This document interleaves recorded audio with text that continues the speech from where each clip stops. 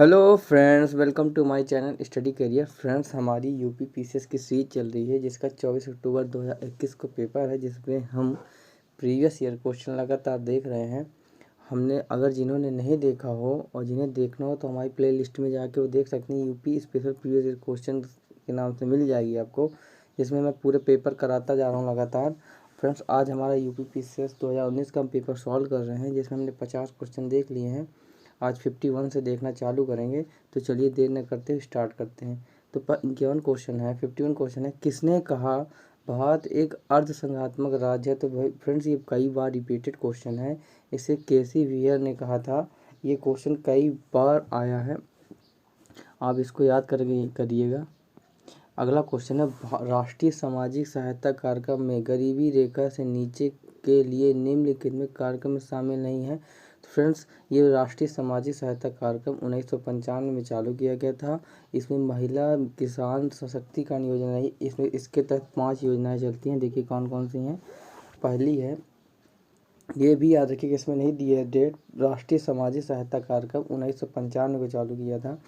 इसकी 5 उप योजना है, जिसमें से इंदिरा गांधी राष्ट्रीय वृद्धावस्था पेंशन योजना, इंदिरा गांधी के नाम से राष्ट्रीय विधवा पेंशन योजना, इंदिरा गांधी राष्ट्रीय निःशक्त पेंशन योजना, राष्ट्रीय परिवार लाभ कार्यक्रम, अन्नपूर्णा योजना। फ्रेंड्स, ये पांचों नाम याद रखिए क्योंकि इस साल फिर ये चर्चा में थी।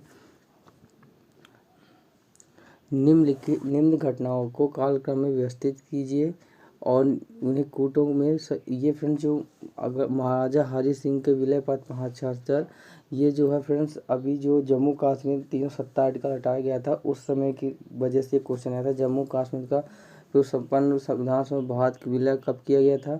जम्मू कश्मीर राज्य का नया संविधान कब लागू हुआ? तो पहला इसका आंसर है सी फ्रेंड्स। पहला है महाराजा हरि सिंह ने विलय पत्र में हस्ताक्षर किया था 26 अप्रैल को शायद। ठीक है। भारत का संविधान कब लागू हुआ था? जम्मू कश्मीर, इसमें लगातार जम्मू कश्मीर प्रभु संपन्न संविधान सभा में भारत की विलय अनुमोदित किया। जम्मू कश्मीर राज्य के एक नया संविधान में लागू हुआ नया। तो ये इसका आंसर है, ये देखिए 26 अक्टूबर। फिर 26 पर कहिए 26 अक्टूबर को जम्मू कश्मीर में हरि सिंह ने हस्ताक्षर किया था। और हैदराबाद में शायद 29 सितंबर को हस्ताक्षर किया था। 26 अक्टूबर 1947 को भारत के 7 विलय पत्र में हस्ताक्षर किया। भारत के संविधान 26 नवंबर, ये तो 1949 को अंकित किया गया, 26 जनवरी 1950 को लागू हुआ था। और जम्मू कश्मीर प्रभु संपन्न संविधान सभा में जम्मू कश्मीर संविधान 11 नवंबर 1997 को स्वीकार करने के साथ भारत में विलय अनुमोदन किया गया था। और जम्मू कश्मीर राज्य का नया संविधान 26 नवंबर 1997 को प्रवृत्त हुआ था। अगला क्वेश्चन है, केंद्रीय कानूनों का संवैधानिक वैधता के संबंध में भारत के सर्वोच्च न्यायालय की अन्य अधिकार है। सर्वोच्च न्यायालय भारतीय संविधान का संरक्षक है, भी सही फ्रेंड। इसके अलावा उच्च न्यायालय को भी अधिकार है फ्रेंड्स। इसके अलावा उच्च न्यायालय को भी अधिकार, इसमें कह रहा है भारत का संविधान सर्वोच्च न्यायालय भारतीय संविधान का प्रहरी और संरक्षक। यद्यपि केंद्रीय कानूनों की संवैधानिक वैधता के संबंध में सर्वोच्च न्यायालय के साथ साथ उच्च न्यायालय को अधिकार प्राप्त। मैंने कहा ना, इसका सब पहला गलत हो जाएगा फ्रेंड। ये देखिए 1976 द्वारा संविधान के 131 के तहत केंद्रीय कानून संवैधानिक वैधता के संबंध में बारे में सर्वोच्च न्यायालय का अनधिकार है। वही 226 के तहत उच्च न्यायालय को अधिकार प्राप्त है। अगला क्वेश्चन है, भारत में राष्ट्रीय पंचायत दिवस, ये तो आपको बच्चों को पता होगा, शायद 24 अप्रैल को मनाया जाता है। ये भी याद रखिएगा कि इसको सर्वप्रथम कब मनाया गया था? तो 2010 में मनाया गया था। फिर ये याद रखना है आपको कि इस दिवस को कब मनाया गया था पहली बार? तो 2010 में।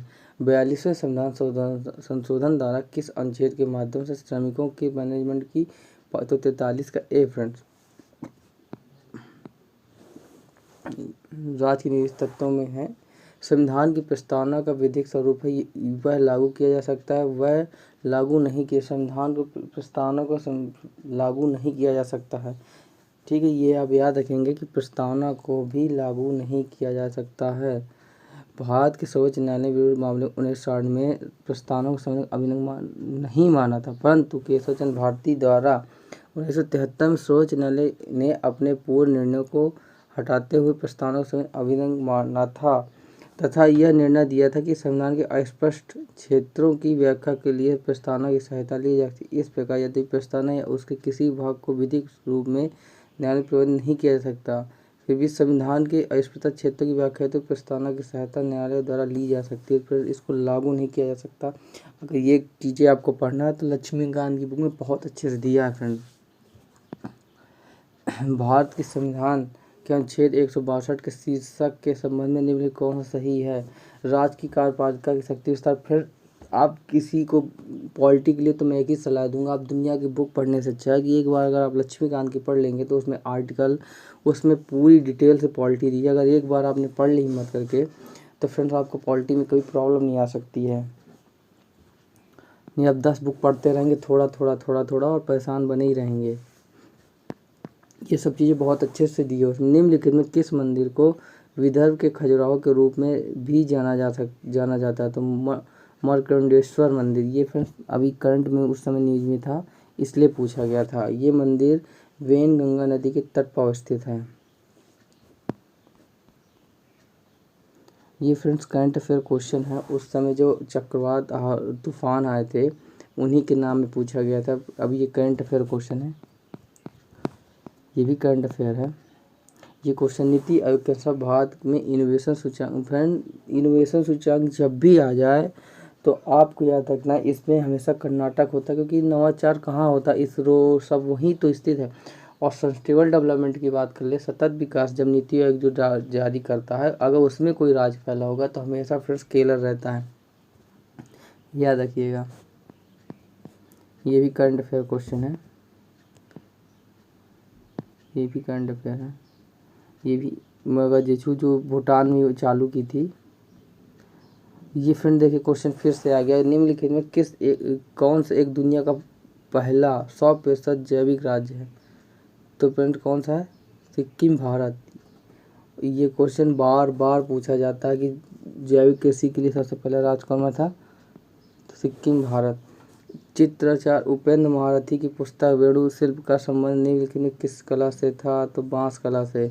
बांस कला से। ये क्वेश्चन तो मुझे कहीं नहीं मिला, इसलिए मैं इसको नहीं बता सकता ये कहाँ से पूछा था। ये भी करंट अफेयर क्वेश्चन है, ये भी करंट अफेयर है। मानव आहार में पॉलिश किए चावल से। ये फ्रेंड्स आपको घटना चक्र में बार बार रिपीटेड क्वेश्चन है। इसमें बेरी बेरी रोग होता है, पॉलिश किए हुए चावल खाने से बेरी बेरी रोग होता है। निम्नलिखित में से कौन सा युग में सही सुमेलित नहीं है? तो फ्रेंड्स देखिए, ये मैं आपको जब यूपी पीसीएस आरओ का पेपर कराया था फिर 2020 में उसे यही क्वेश्चन उठा के उसने पूछा था सेम। तो फिर अगर आपने उस क्वेश्चन को देख लिया होगा, गाढ़ यकृत तेल जो फ्रेंड इसके लिए नहीं होता, वो विटामिन ई के लिए होता है। मैंने आपको बताया था विटामिन डी। देखिए धान की चकोर, राइस ब्रेन बिस्टिक्स के गाढ़ यकृत, गेहूँ अंकुर तेल फ्रेंड विटामिन ई के लिए होता है, पर गाढ़ यकृत बीटरूट के लिए नहीं होता है। रिबोफ्लेविन नाम से भी जाना जाता है। गाढ़ यकृत मछली यकृत व्युत्पन्न एक आहार है। ये ओमेगा 3, हाँ ये विटामिन ए और विटामिन डी में उपस्थित होता है। ये भी याद रखना, इसमें ओमेगा 3 फैटी एसिड के अतिरिक्त विटामिन ए और विटामिन डी भी उपस्थित होता है। तो फ्रेंड आपको याद रखना है गेहूँ, ये मैंने आपको क्वेश्चन उसमें कराया। अगर आप अल्फ़ा जो होता है किस में होता है? विटामिन के में। गेहूँ अंकुर तेल पूछ ले तो विटामिन ई में। गाढ़ यकृत तेल पूछ ले फ्रेंड, यूपी पीसीएस के कोई भी पेपर होंगे फ्रेंड्स, अगर 150 क्वेश्चन आया तो उसमें 50 या 60 क्वेश्चन तो रिपीटेड होंगे ही होंगे। नीचे 2 कथन दिए गए हैं, इनमें से कथन ए तथा कथन बी के कारण आर से क्या कहा गया? अधिकांश विटामिन मानव शरीर में संश्लेषित नहीं किए जाते हैं। सही है फ्रेंड्स।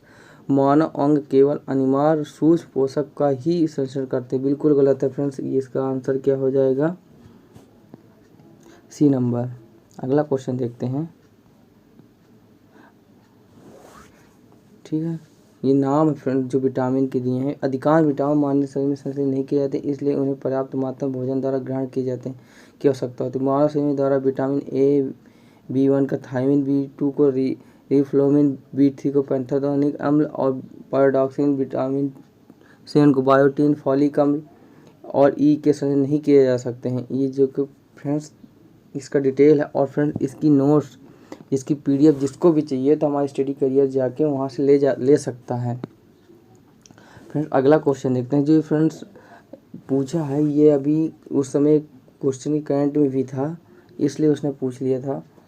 क्या है कि इसका पूछ रहा है कि सही मिलाना है, तो केवलार क्या सेंसेलिक रेशा है, टेक्सॉल क्या है और नाइट्रोसेल्युलर क्या है, ये विस्फोटक के लिए प्रयुक्त होता है। जिंक फास्फेट रेडोएंट नासी के लिए होता है। ठीक है, तो इसका आंसर क्या हो जाएगा, बी नंबर। टेक्सॉल क्या है, कैंसर रोधी दवा है, तो इसका आंसर क्या होगा, बी नंबर। इसको याद रखेंगे। केवलार क्या संतुलित रेशा है, टेक्सॉल क्या कैंसर रोधी दवा है, जिंक फास्फाइड किसके लिए होता है, विस्फोटक के लिए, सॉरी रेडोएंट के लिए, और इसका यूज चूहा मारने की दवाई के लिए यूज किया जाता है। नाइट्रोसेल्युलस क्या है, विस्फोटक के लिए। अगला क्वेश्चन देखते हैं। निम्नलिखित में से किस वस्तु के नमूने को हवा में खुला रखने पर कुछ समय पश्चात गायब हो जाता है, जैसे कपूर, नेफ्थलीन अथवा सुगर। फ्रेंड्स ये ऊर्ध्व परिवर्तन है। ये क्वेश्चन आपको घटना चक्र के तीसरे चौथे पेज में ही मिल जाएगा। अगर आप केमिस्ट्री खोल के देखेंगे तो उसके तीसरे चौथे पेज में सेम क्वेश्चन पूछा है। प्रकाश ऊर्जा का ऑप्टिकल फाइबर में संचालन निम्नलिखित में से क्या कराता है, तो क्या कराता है फ्रेंड्स, पूर्ण आंतरिक परिवर्तन।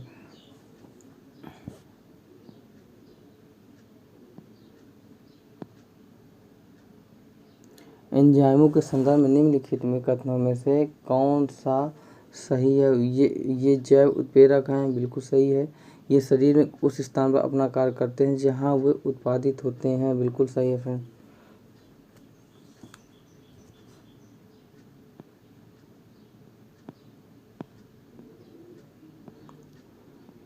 माँ का दूध नवजात को लगभग संपूर्ण आहार प्रदान करता है, किंतु इसमें निम्नलिखित में कौन सा अभाव होता है फ्रेंड्स, आयरन नहीं पाया जाता।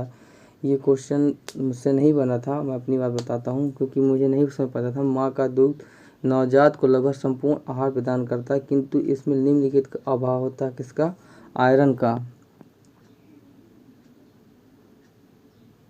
इसकी डिटेल फ्रेंड्स अगर और अच्छे से पढ़नी हो तो आप लेके पढ़ लीजिएगा। निम्नलिखित पदार्थों उनके पहली बार प्रयोगशाला संलेख के अनुसार फ्रेंड्स ये इनको कब पहली बार बनाया था। ग्राफीन कब आया था, फ्लोरीन कब आया था, केवलार कब आया था। अभी मैंने वहाँ केवलार देखा भी, सबसे पहले आया था केवलार आया था, फिर उसके बाद आया था फ्लोरीन, फिर ग्राफीन। और ब्लैक गोल्ड जो है ना फ्रेंड्स, ये 2019 की करंट चर्चा में था, वही उठा के उसने पूछ लिया था चौथा। पर सबको याद रखना है कि केवल ये नैनो टेक्नोलॉजी, साइंस टेक के नैनो टेक्नोलॉजी में बहुत अच्छे से पढ़ाया जाता है। जो साइंस टेक पढ़ते होंगे, पढ़ा होगा। बिब्लियोमेट्री क्या है, ये कुछ नहीं है फ्रेंड्स, सूचना मैनेजमेंट उपकरण है, सूचना प्रबंधक उपकरण है। निम्नलिखित में से एल्बिडो क्या है, ये फ्रेंड्स फिजिकल ज्योग्राफी में जो है, जैसे सूर्य का बजट होता है वो पढ़ाया जाता है, उसमें बताया जाता है एल्बिडो को मतलब क्या होता है। तो फ्रेंड्स एल्बिडो मतलब वापसी की शक्ति, कितनी ऊर्जा आई और कितनी वापस चली गई, इसको ही एल्बिडो बोला जाता है। अगला क्वेश्चन है, गहरी कार्बन वेधशाला DCO के संबंध में निम्नलिखित कथनों में से कौन सा सही है। ये वैश्विक अनुसंधान कार्यक्रम पृथ्वी पर कार्बन की भूमिका को आगे बढ़ाने के लिए है, ये भी सही है फ्रेंड। ये गहरी माइक्रोबियल परिस्थिति तंत्र के क्षेत्रीय अवलोकन के लिए, ये भी सही है फ्रेंड्स। इसका आंसर क्या हो जाएगा, सी।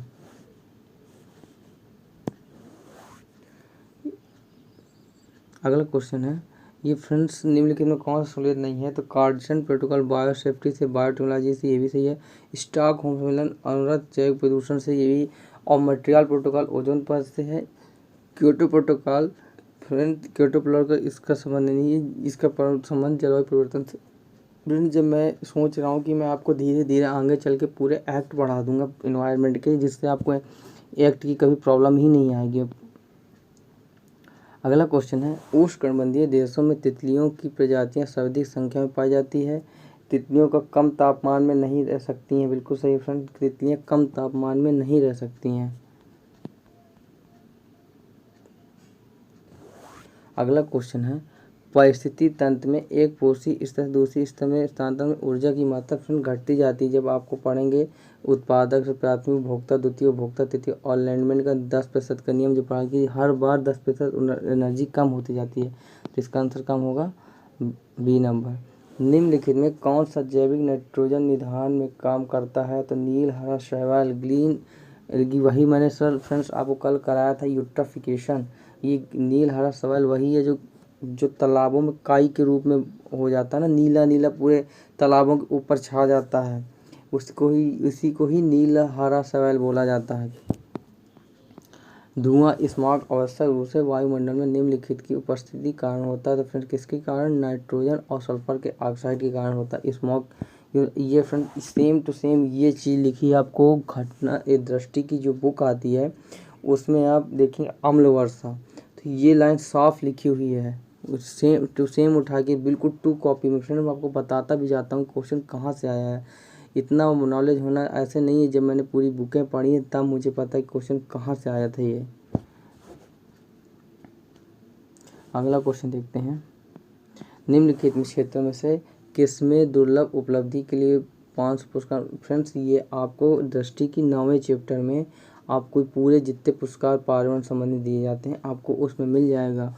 जो ये दृष्टि नहीं जो फ्रेंड इलाहाबाद से आती है दृष्टि पब्लिकेशन, जो IAS दिल्ली की तैयारी कर दिल्ली में जिसकी इंस्टीट्यूट है उसकी बुक आती है दृष्टि पब्लिकेशन, ये आप उसको लीजिए उसमें सब मिल जाएगा पर्यावरण संरक्षण से। और इसे दिया कब कौन देता है, संयुक्त राष्ट्र पर्यावरण कार्यक्रम द्वारा 1987 में दिया, और ये फ्रेंड्स कई बार आया है। श्याम विवर क्या है, सिमट गया तारा, ये तो सिंपल क्वेश्चन है।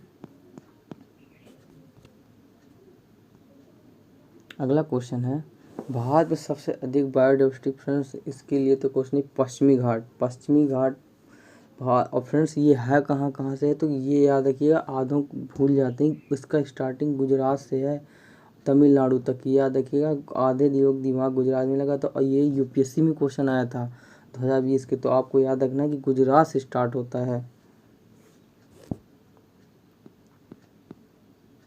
और हमारे फ्रेंड्स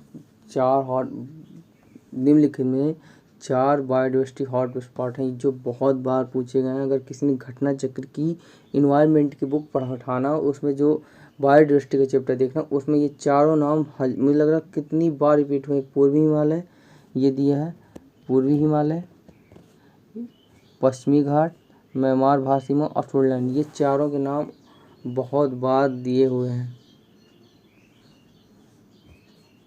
अगला क्वेश्चन देखते हैं, निम्नलिखित में से कौन सा भारत में सतत विकास लक्ष्यों की करने के लिए एक नोडल नीति आयोग।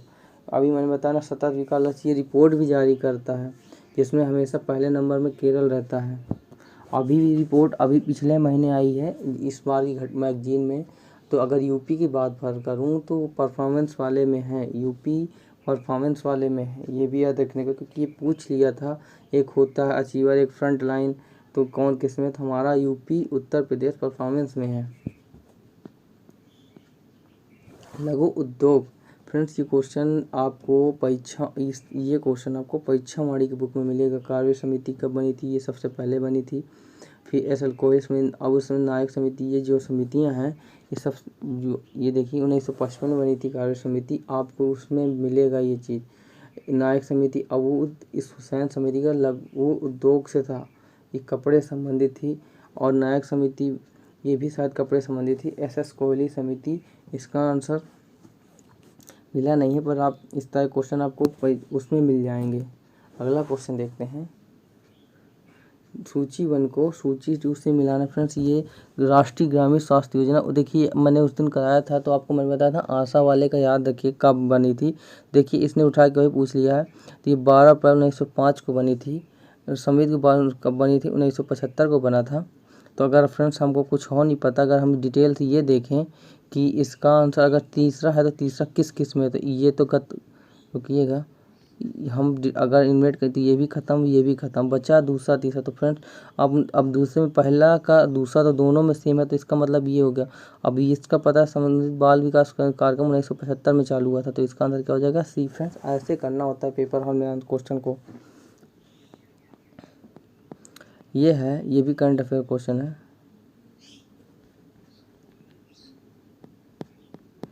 भारत में निर्भरता अनुपात डिपेंडेंसी रेशियो घट रहा है। फ्रेंड्स पूरे विश्व को पता है, हमको भी पता है कि हमारे यहाँ सबसे ज़्यादा कार्यकर्ता उम्र जो होती है 15 से 59 वर्ष की होती है। और फ्रेंड्स हमारा देश 2040 के बाद हमारी जो जनरेशन है यंग से होकर बुढ़ापे की ओर बढ़ते चले जाएंगे। मतलब जैसे जापान में हो रहा है फ्रेंड्स, उसी तरह भारत में भी होगा, क्योंकि हर वक्त हर देश यंग नहीं रह सकता है।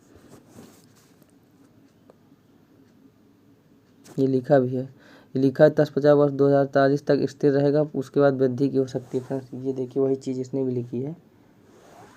निम्नलिखित में SDG का गोल क्या है 2030 तक के लिए। फ्रेंड्स इसमें पूछा है कि किसका संबंध जल से है, पानी की गुणवत्ता। तो फ्रेंड SDG 6 है, पहले में गरीबी, दूसरे में पहले में भुखमरी थी। फिर अगर आपकी गरीबी खत्म तो भुखमरी खत्म, भुखमरी में तो आपको साक्षरता आएगी, फिर आप स्वस्थ होंगे। ये जो है ना फ्रेंड 17 गोल, अगर कोई कहे तो मैं पढ़ा दूंगा, मैंने लिखा हुआ है, तो उसमें 17 गोल आप अच्छे से रट लीजिएगा, क्योंकि ये 17 गोल बहुत बार पूछे जाते हैं, इसलिए आपको याद रखना है।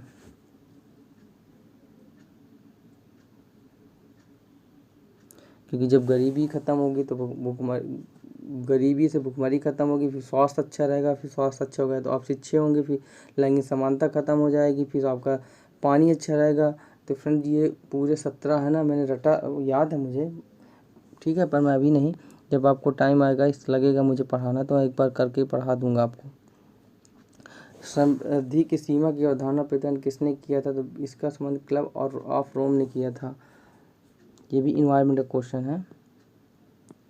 वर्ष के अधिकांश हिस्सों में बेरोजगारी रहने वाली। फ्रेंड्स जब वर्ष देखिए, जब इस 3 प्रकार की बेरोजगारी होती है, समान बेरोजगारी, दैनिक बेरोजगारी, साप्ताहिक। तो जो फ्रेंड्स अगर समान बेरोजगारी जब वर्ष अधिकांश हिस्सों में काम ना मिले तो और जब साप्ताहिक क्या होती है फ्रेंड्स, हफ्ते में एक दिन भी काम ना मिले तो उसे साप्ताहिक बेरोजगारी। और दैनिक स्थिति बेरोजगारी क्या होती है, जिसे हफ्ते में 1-2 दिन काम मिल जाए।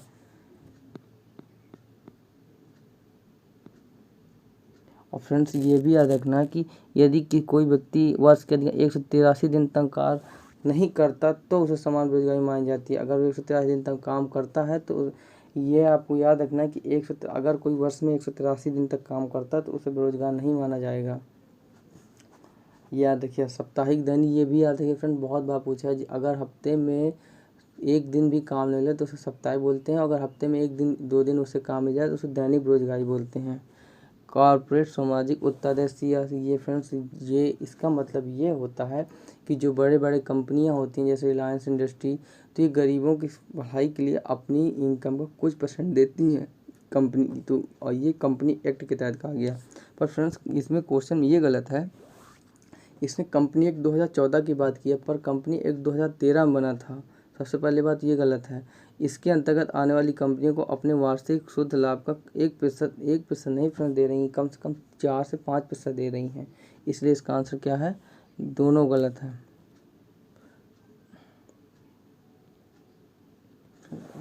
बस इधर तक लिया फ्रेंड्स। मैंने आज 98 क्वेश्चन तक देखें फ्रेंड, कल मैं दिखा दूंगा, वो 2 क्वेश्चन छूट गए मुझसे और इसकी डिटेल भी मैंने आपको बता दी क्या फ्रेंड। अगर प्लीज़ यार अगर कोई कमी रह रही हो तो बताओ यार, पर प्लीज़ सपोर्ट मी यार, प्लीज़ शेयर मी और प्लीज़ सब्सक्राइब मी यार चैनल को। अगर कोई कमी हो तो भाई बताओ, हम वो भी सुधारेंगे, पर यार प्लीज़ सपोर्ट मी, आपका साथ से ही हम आगे बढ़ेंगे यार, ठीक है। Thank you so much. अगर आपको क्लास चाहिए, जय हिंद।